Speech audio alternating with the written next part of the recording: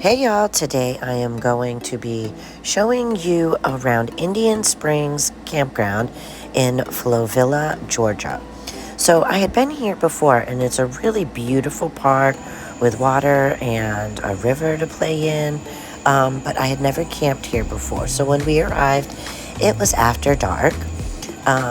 We were here in August of 2023 and you can see that is the start of the blue moon, which was going to be in a couple days.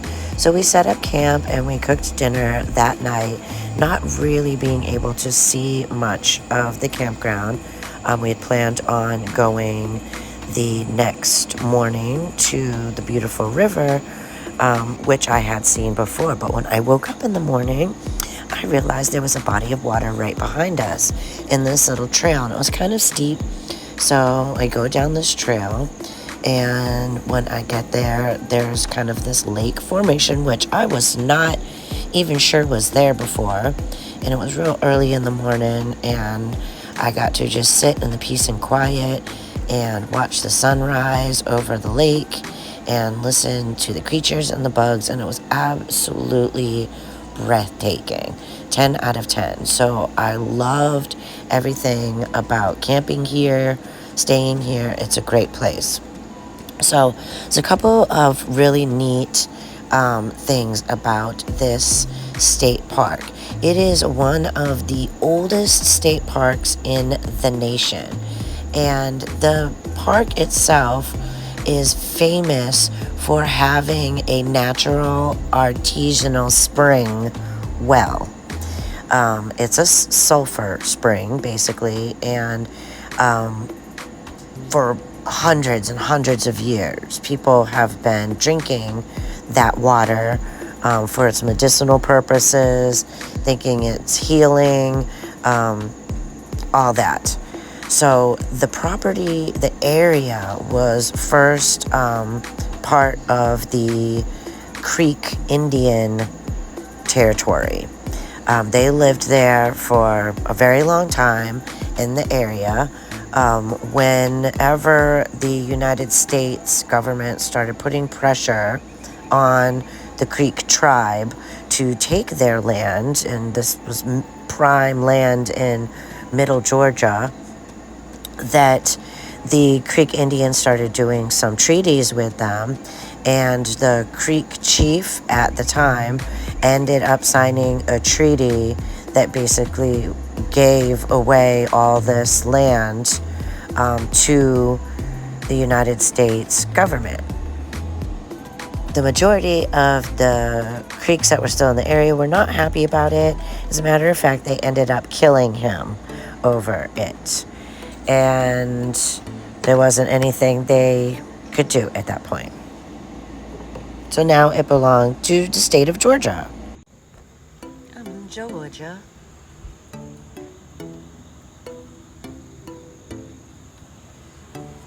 We in Georgia. Very bright light. Sunshine. Oh, don't I look pretty in the golden yellow morning light? Icy! Angus! Yeah, it's up at 6 a.m. when you sleep in a tent and it's kind of hot and you're in a campground. You get woke up. But the lake is beautiful. Watch the sunrise. Angus, Icy. There's Junior. So we're on the road. Only made it to Georgia, and the Cadillac window decides that it wants to go down and stay down. Of course, we don't have tools, so we asked our nice neighbors over there if we can borrow some. Nobody has a 7mm hex nut socket, so JD's using needle nose pliers. It sounds like he's stripping the crap out of it. It's coming undone. Is it good? Or not. That is our first adventure on the road. We have success. window is up. This is ours. This is ours. This is ours. No, is it ours? This Where's is mine? ours. No, that's not. Because he gave me a pair too. Oh, ours is over there. No, wait, put the door panel back on and use the ratchet to do it.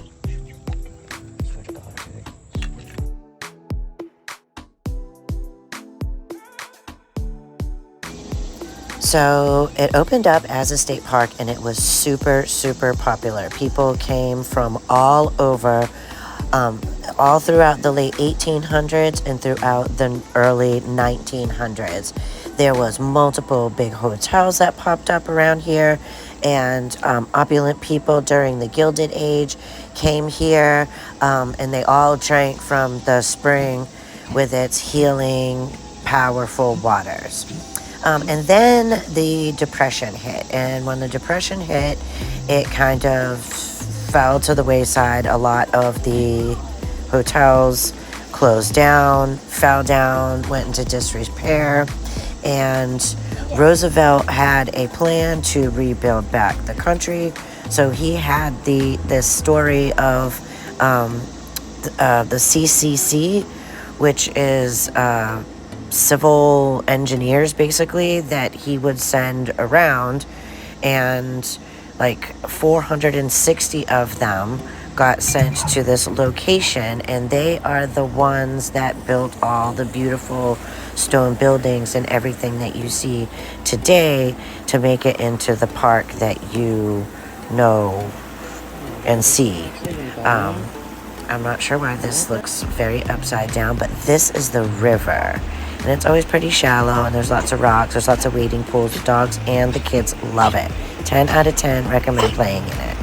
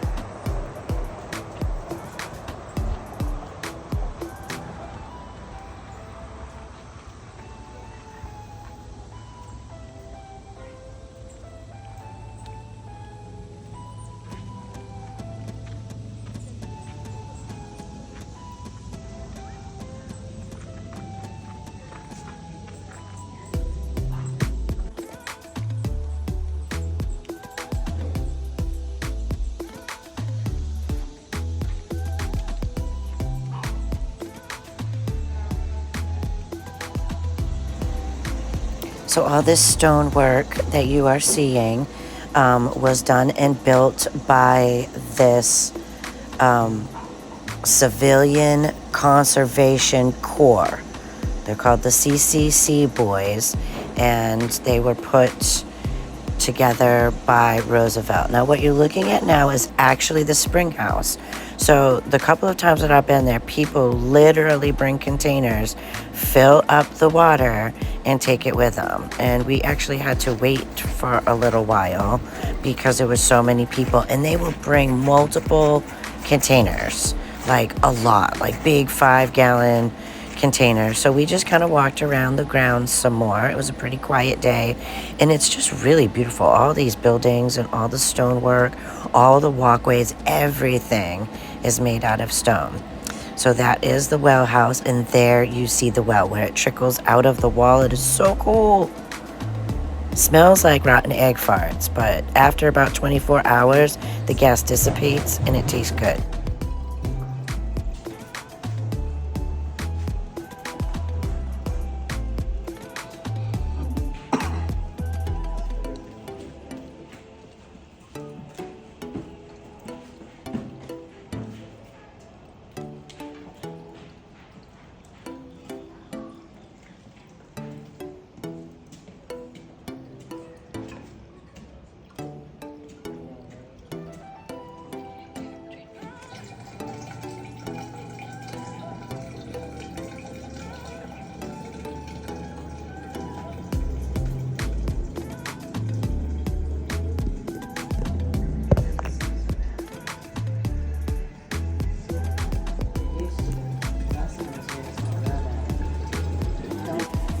Every time I go to a campground, I always try to make it a point to show you all the bathrooms. Um, they're normal. They're not great. They're not horrible. They're just campground bathrooms.